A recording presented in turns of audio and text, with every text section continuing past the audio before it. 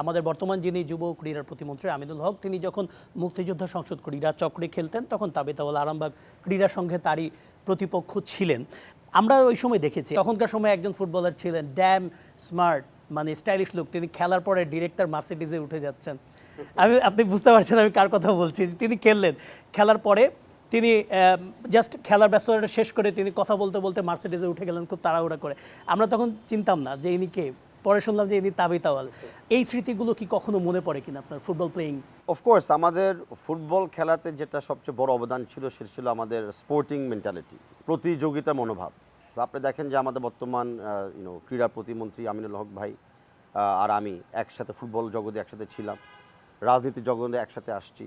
এখন রাষ্ট্রতে যখন আমাদের দল সরকার গঠন করছে আমরা একসাথে এখনও আছি। এই যে একটা কম্পিটিটিভ মাইন্ডসেট আমাদের ছিল সেটা কিন্তু আমাদেরকে আজকে মানে দেশের প্রতি অবদান রাখার জন্য অনেক সহযোগিতা করছে। বাট পিছনের স্মৃতি ইয়েস, কে না চাইতো জিততে। উনি একদম বড় প্লেয়ার ছিলেন, উনি একটা বড় টিমে খেলতেন, আমরা বড় প্লেয়ার ছিলাম না, আর আমাদের টিমের র্যাঙ্কিংও লিগের পর্যায়ে একটু নিচের লেভেলে ছিল।